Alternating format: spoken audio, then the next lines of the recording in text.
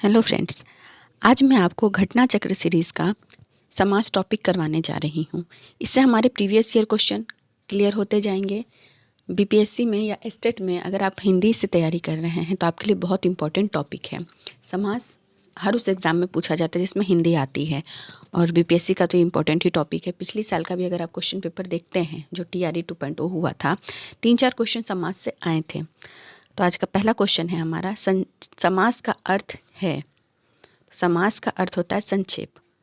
समास का अर्थ संक्षेप होता है। कम से कम शब्दों में अधिक से अधिक अर्थ प्रकट करना समास का मुख्य प्रयोजन है। दूसरा क्वेश्चन है, समास के पदों को अलग करने को क्या कहा जाता है? तो विग्रह। ठीक है, समास के पदों यानी सामासिक पदों को अलग करने को विग्रह कहते हैं। जैसे पीताम्बर समास हुआ, और पित्त है अंबर जिसका, तो ये उसका विग्रह हो गया, यानी हम उसको बड़ा करके लिख रहे हैं, उसको तोड़ के लिख रहे हैं। समास में हमने क्या किया, किसी शब्द को छोटा किया, लेकिन समास जो विग्रह होता है इसमें हमने उसको पूरा लिख दिया डिटेल में। ठीक है। तीसरा क्वेश्चन है, आजीवन में समास है। आजीवन में कौन सा समास है? तो इसमें अव्ययीभाव समास है। मैं आपको एक चीज़ बताती हूँ कि देखिए, समास जो है ना, इसमें यदि उपसर्ग लगा हुआ है, उपसर्ग लगे हुए जो भी समास होते हैं वो अव्ययीभाव समास कहलाते हैं। ठीक है। तो जैसे ये है कि आजीवन, तो जीवन है, जीवन के आगे आ उपसर्ग लगा हुआ है, इसीलिए ये अव्ययीभाव समास है। ये आप समास को पहचान सकते हैं आप इस हिसाब से भी। आजीवन शब्द में अव्ययीभाव समास है। जिस समास में पूर्व पद की प्रधानता रहती है तथा समास पद अव्यय होता है उसे अव्ययीभाव समास कहते हैं। ठीक है। और इस पद में ये देखिए आप, उपसर्ग होता है। जैसे यथाशक्ति, प्रतिदिन, आजन्म। ठीक है। अगला क्वेश्चन है, प्रत्यंग किस समास का उदाहरण है? प्रत्यंग, प्रत्यंग में भी आप ध्यान दे रहे होंगे कि अंग के आगे प्र उपसर्ग लगा हुआ है, तो ये क्या हो जाएगा? अव्ययीभाव समास। अगला क्वेश्चन है हमारा, आमरण में कौन सा समास है? ये सब आप देख रहे हैं कि सब के आगे उपसर्ग लग रहा है, तो ये अव्ययीभाव समास हो जाएगा। यथाविधि अव्ययीभाव समास है। ठीक है। फिर निम्न में से कौन अव्ययीभाव समास नहीं है? अब आप इसको आसानी से पहचान सकते हैं कि जिसमें उपसर्ग नहीं लगा है हमारा, वो अव्ययीभाव समास हो जाएगा। जैसे यथार्थ, प्रतिदिन, प्रतिमास, इन सब में क्या है? उपसर्ग लगा है, लेकिन आय व्यय जो है इसमें कोई उपसर्ग नहीं लगा है, बल्कि योजक चिन्ह से जुड़ा हुआ है, जो बीच में माइनस का निशान होता है, इसे योजक चिन्ह कहते हैं।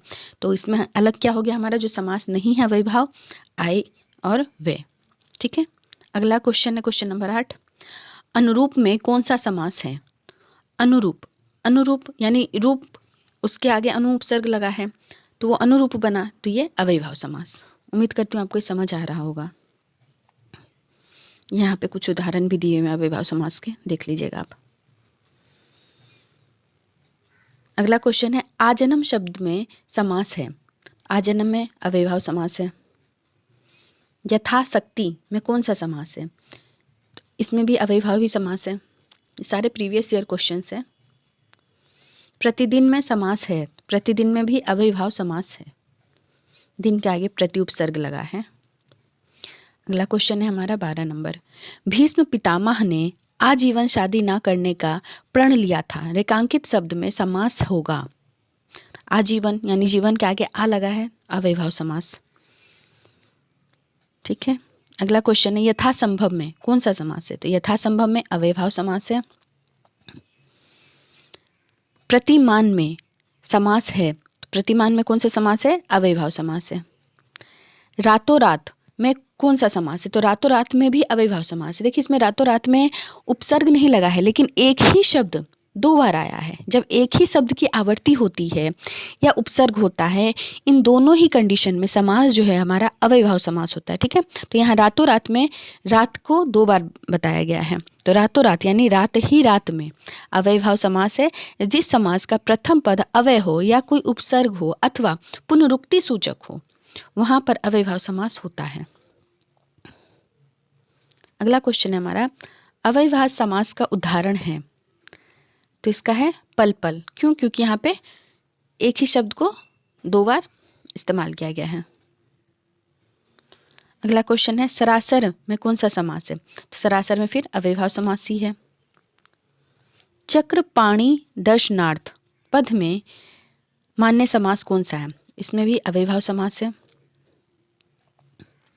धीरे धीरे, धीरे शब्द की पुनरुक्ति हुई है, अव्ययभाव समास है। फिर यहाँ है कि भरपेट में कौन सा समास है? भरपेट, पेट उसके आगे भर लगा हुआ उपसर्ग, तो अव्ययभाव समास है। ये हमने अव्ययभाव समास के कुछ उदाहरण अभी हम देख रहे हैं। अगला क्वेश्चन है कौन सा शब्द अव्ययभाव समास का उदाहरण है? तो आमरण, मरण के आगे आ उपसर्ग। निर्विध में कौन सा समास है? निर्विध में अव्ययभाव समास है। निर्विवाद में, सॉरी, तो विवाद के आगे नी लगा हुआ है। अव्ययभाव समास का अंतिम उदाहरण है कि यह पुस्तक भी हाथों हाथ बिक गई। हाथों हाथ 2 बार रिपीट हुआ है, अव्ययभाव समास है। अब हम कुछ उदाहरण देखते हैं तत्पुरुष समास के। ठीक है, समास 6 होते हैं, उम्मीद करती हूँ आपको ये बात पता होगी।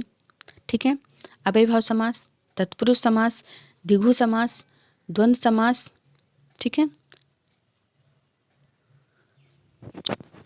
बहुब्रीहि कर्मधारय। ठीक है, तो 6 समास है, अव्ययभाव, द्विगु, द्वंद्व, तत्पुरुष, बहुब्रीहि, कर्मधारय समास। अव्ययभाव में हमने अभी देखा उपसर्ग लगा होता है, शब्द की आवृत्ति होती है। द्विगु समास जो होता है, द्विगु समास में संख्यावाचक होता है, जैसे दोगुना, चौराहा, इस टाइप के शब्द होते हैं। द्वंद्व समास जो होता है, इसमें योजक चिन्ह होता है। और तत्पुरुष समास और बहुब्रीहि समास, कर्मधारय समास हम आगे देखते हैं। ठीक है, अगला जो है तत्पुरुष समास के उदाहरण। बैलगाड़ी शब्द में कौन सा समास है? इसमें तत्पुरुष समास है। यहाँ देखिए, बैलगाड़ी शब्द के करण तत्पुरुष समास है, जिसका विग्रह बैल के लिए गाड़ी है। एक चीज और आपने पढ़ा होगा कि जो हमारे कारक होते हैं ना, जैसे कर्ताने कर्म को करण से, ये वाले जो होते हैं ना, इसका इस्तेमाल तत्पुरुष समास में किया जाता है। ठीक है, अगला क्वेश्चन है आप बीती शब्द में समास है। आप बीती शब्द में कौन सा समास है? तो आप बीती को जब हम देखते हैं तो क्या आता है? आप बीती यानी अपने पर बीती। आप बीती शब्द में तत्पुरुष समास है, यह अधिकरण तत्पुरुष का उदाहरण है। आप बीती का समास विग्रह होगा आप, यानी खुद पर बीती हुई। ठीक है, तो तत्पुरुष समास का उत्तर पद प्रधान होता है और अधिकरण तत्पुरुष समास के समस्त पद का विग्रह करने पर पूर्व पद एवं उत्तर पद के मध्य में या और पर विभक्ति का चिन्ह का प्रयोग होगा। ठीक है, तो आप बीती में आप पर बीती यानी खुद पर बीती, तत्पुरुष समास। अगला क्वेश्चन है मालगाड़ी शब्द का समास विग्रह क्या है? समास विग्रह यानी हमें इसको तोड़ के बताना है। ठीक है, मालगाड़ी का शब्द विग्रह हो जाएगा माल के लिए गाड़ी। ठीक है, अब देखिए बीच में के लिए आया तो ये फिर इसमें कारक चिन्ह लगा, कारक के होने के कारण ये तत्पुरुष समास है। तो मालगाड़ी शब्द का समास विग्रह होगा माल के लिए गाड़ी। मालगाड़ी संप्रदान तत्पुरुष का उदाहरण है। ठीक है, अगला क्वेश्चन है लक्ष्य भ्रष्ट में कौन सा समास है? लक्ष्य भ्रष्ट यानी लक्ष्य से भ्रष्ट, जब किसी चीज से कुछ अलग हो रहा है तो अपादान की स्थिति होती है। अपादान क्या है? कारक ही है। ठीक है, तो ये अपादान तत्पुरुष समास हो जाएगा। तो लक्ष्य भ्रष्ट यानी लक्ष्य से भ्रष्ट, तो लक्ष्य में अपादान तत्पुरुष समास है जिस समास का उत्तर पद प्रधान हो और पूर्व पद गौण हो और से चिन्ह का लोप हो, अपादान तत्पुरुष समास कहलाता है। जैसे भयभीत, तो भय से भीत। लक्ष्य भ्रष्ट, लक्ष्य से भ्रष्ट यानी कोई चीज किसी से अलग हो रही है तो अलगाव की जब स्थिति होती है तो वहाँ अपादान तत्पुरुष समास होगा, अपादान की स्थिति होती है वो। अगला है तुलसी कृत में कौन सा समास है? तो तुलसी कृत यानी तुलसी के द्वारा रचा हुआ। तो जिस समास का उत्तर पद प्रधान है और पूर्व पद गौण है उसे तत्पुरुष समास कहते हैं। तुलसी कृत इसी समास का उदाहरण है, यह करण तत्पुरुष समास का उदाहरण है। जैसे तुलसी कृत, तो तुलसी द्वारा कृत। ठीक है, यहाँ हो जाएगा तत्पुरुष समास। अगला क्वेश्चन है रथ चालक का सामसिक विग्रह क्या है? तो रथ चालक का सामसिक हो जाएगा रथ को चलाने वाला। ऑप्शन नंबर सी सही हो जाएगा हमारा। अगला क्वेश्चन है सेना नायक में कौन सा समास है? सेना नायक, सेना नायक में तत्पुरुष समास है। क्यों है? तो सेना नायक में तत्पुरुष समास है, इसका समास विग्रह है सेना का नायक। तो का कारक का चिन्ह है ना, करण ने कर्ता ने करण को गण से इस हिसाब से आप पहचान सकते हैं इसको कि तत्पुरुष समास है। राजकुमार में कौन सा समास है? तो राजकुमार में भी तत्पुरुष समास है। राजकुमार यानी राजा का कुमार, ठीक है। ये देखिए, जिस समास का उत्तर पद यानी अंतिम पद प्रधान हो उसे तत्पुरुष समास कहते हैं। अब अगर आपको बेसिकली इस चीज़ का कंसेप्ट क्लियर नहीं है कि समास को हम कैसे पहचानें, तो आप मेरे चैनल पे देखिएगा, समास करके एक वीडियो मिल जाएगी आपको, जिसमें समास के कितने प्रकार हैं, समास को कैसे पहचानें, किस समास की क्या पहचान है, ये बिल्कुल डिटेल में मैंने बताया हुआ है, तो आप इसे सर्च कर लीजिएगा, ठीक है। यहाँ पे मैं सिर्फ आपको PYQ करवा रही हूँ। तो ये हमारा हो गया आंसर। राजकुमार में क्या है? तो तत्पुरुष समास है। तो जिस समास का उत्तर पद अंतिम पद प्रधान हो उसे तत्पुरुष समास कहते हैं। राजकुमार में तत्पुरुष समास है, इसका विग्रह है राजा का कुमार, ठीक है। अगला है देशभक्ति में कौन सा समास है? देशभक्ति यानी देश के लिए भक्ति, तत्पुरुष समास। अब हम कर्मधारय समास के कुछ उदाहरण देख लेते हैं। जैसे इसका पहला उदाहरण है, सदगति शब्द में कौन सा समास है? सदगति शब्द में कर्मधारय समास है।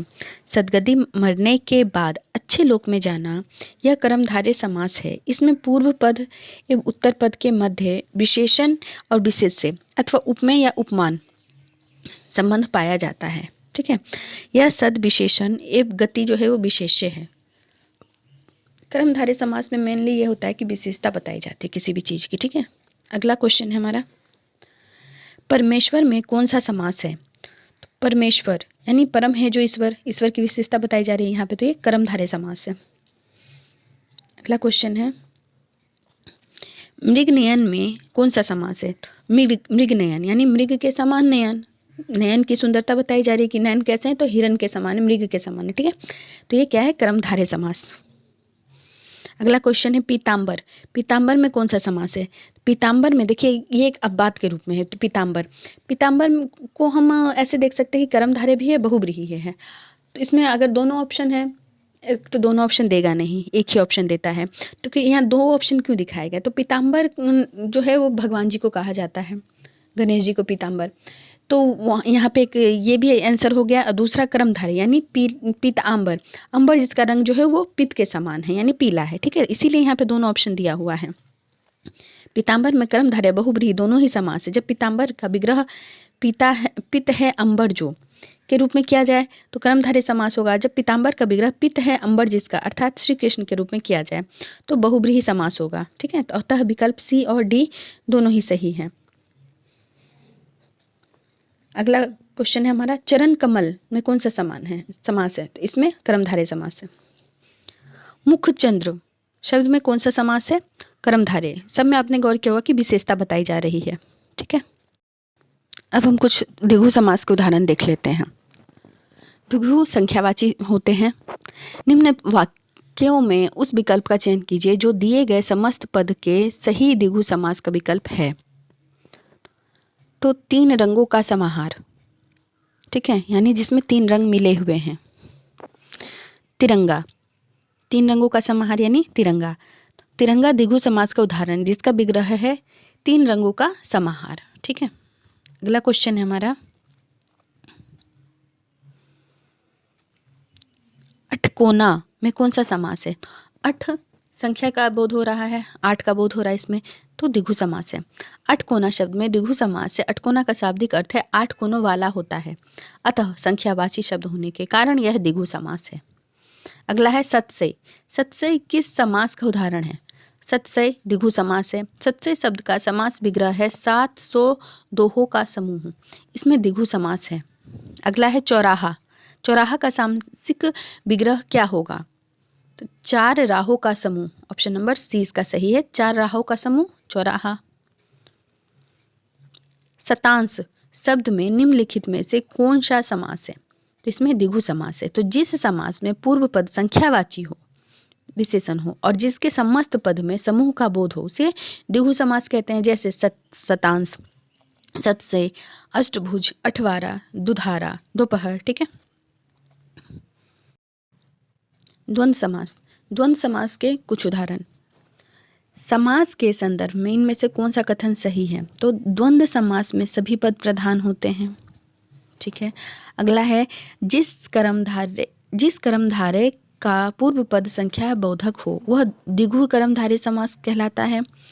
तत्पुरुष समास में साधारणतः पद प्रथम पद विशेषण और द्वितीय पद विशेष्य होता है और सभी सही है, तो ये सब गलत है। ऑप्शन नंबर ए सिर्फ सही है। द्वंद्व समास में सभी पद प्रधान होते हैं। द्वंद्व समास में क्या होता है कि योजक चिन्ह लगा होता है, तो इसमें जो आगे पूर्व पद होता है और बाद वाला जो उत्तर पद होता है दोनों ही इक्वल होते हैं। जैसे कि आपको मैं उदाहरण बताती हूँ, माता पिता, ठीक है, माता और पिता, योजक चिन्ह जो है उसको अगर हम विग्रह करते हैं तो हमें वहाँ और लगाने की आवश्यकता होती है, ठीक है। तो जैसे माता और पिता, तो माता और पिता दोनों इक्वल हैं एक दूसरे को, योजक चिन्ह लगा हुआ है, तो इसमें दोनों पद की प्रधानता मानी जाती है। जैसे अभी हमने देखा था कि कुछ समास ऐसे थे जिसमें पूर्व पद प्रधान है, कुछ में उत्तर पद प्रधान है, लेकिन द्वंद्व समास इकलौता ऐसे समास है इसमें दोनों पद प्रधान होते हैं, इसीलिए बीच में योजक चिन्ह का निशान होता है। जैसे माता पिता, भाई बहन, ठीक है।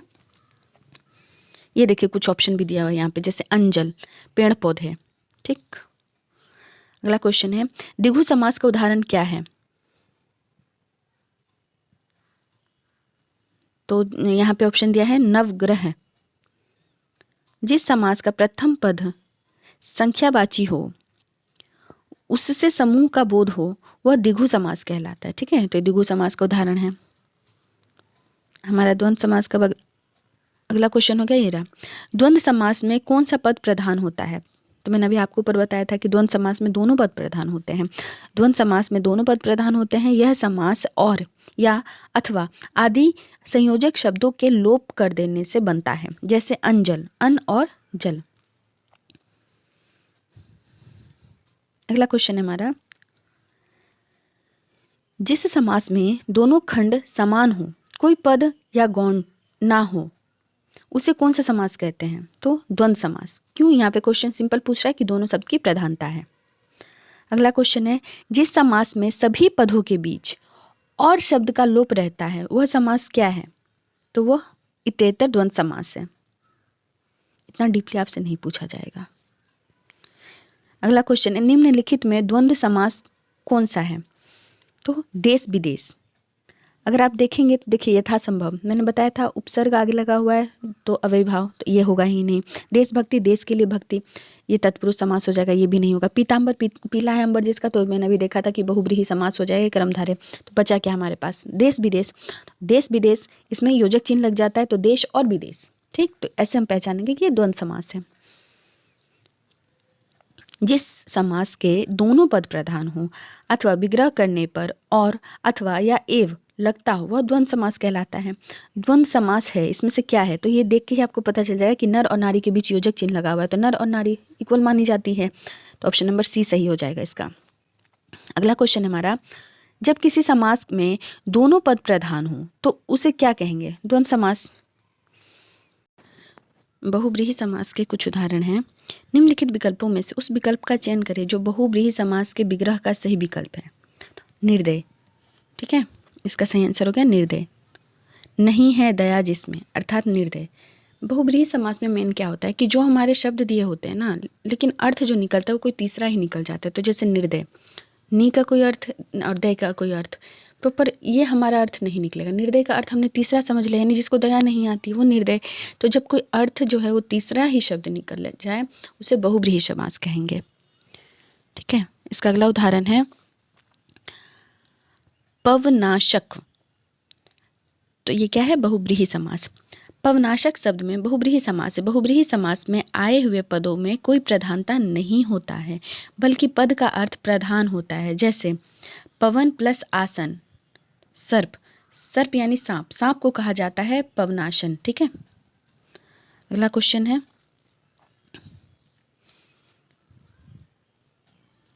त्रिलोचन में इनमें से कौन सा समास है? तो ऑप्शन नंबर ए सही हो जाएगा, बहुब्रीहि समास। त्रिलोचन यानी तीन है लोचन जिसके, अर्थात भगवान शिव की बात हो रही है यहाँ पे, ठीक है। तो हमने देखा कि ना त्रि का कोई अर्थ आया ना लोचन का कोई अर्थ आया, लेकिन हमें प्रॉपर जो मतलब बताया चला वो क्या हुआ? तो त्रिलोचन का अर्थ शंकर जी को कहा जा रहा है यहाँ पे, ठीक है। तो इसका कुछ बताया हुआ हम देख लेते हैं। त्रिलोचन शब्द में बहुब्रीहि समास है। इस समास में समस्त पद कोई सॉरी अन्य अर्थ देता है। जैसे तीन लोचन यानी नैन, तो किसके? तो भगवान शिव। ठीक है, अगला क्वेश्चन है, अनुरूप में कौन सा समास है? तो अनुरूप में रूप के आगे अनु लगा हुआ है, अव्ययभाव। जिस समास का कोई पद प्रधान नहीं होता है उसे क्या कहते हैं? बहुब्रीहि समास है। मैंने आपको बताया कि इसमें ना पहला पद प्रधान होता है ना दूसरा पद। क्यों? क्योंकि इसका अर्थ जो होता है या प्रधान जो माना जाएगा वो तीसरे ही को माना जाता है, तीसरे पद को, जो इसका अर्थ निकल के आता है उसको। बहुब्रीहि समास में कोई पद प्रधान नहीं होता है, बल्कि दोनों पद मिलाकर तीसरा अर्थ प्रकट करते हैं। ठीक है, अगला है चक्रपाणी। चक्रपाणी शब्द का सही विग्रह क्या है? चक्र है पानी में जिसके। चक्रपाणी शब्द का सही विग्रह है, चक्र है पानी में जिसके। चक्रपाणी शब्द बहुब्रीहि समास है। इस प्रकार चक्रपाणी यानी चक्र है पानी यानी हाथ में, यानी विष्णुजीत, कोई तीसरा ही अर्थ इसने दिखाया, तो बहुब्रीहि समास। निम्नलिखित में बहुब्रीहि समास किसे कहेंगे? लंबोदर। अभी हमने ऊपर देखा था लंबोदर किनको कहा गया था? गणेश जी को। ठीक है, तो लंबोदर यानी हमने ना लंब का कुछ अर्थ निकल रहा है ना उदर का अर्थ, किसके लिए प्रकट हो रहा है? तो गणेश जी के लिए, तो क्या हो गया? लंबोदर। ठीक है, उम्मीद करती हूँ कि आपको कुछ समझ आ गया होगा समास में। यहाँ पे और कुछ एग्जाम्पल दिए हुए हैं, आप चाहें तो इसे देख सकते हैं। ठीक है, एक ये देख लीजिए, मृत्युंजय। मृत्युंजय बहुब्रीहि समास। मृत्युंजय में बहुब्रीहि समास है। इसका विग्रह मृत्यु को जीत लिया जिसने, अर्थात शंकर। कुसुमाकर। कुसुमाकर में कौन सा समास है? बहुब्रीहि।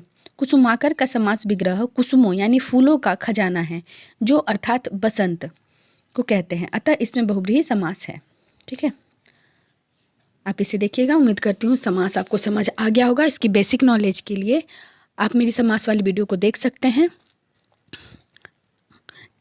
ठीक है, इससे आप प्रैक्टिस कर लीजिएगा। Thank you.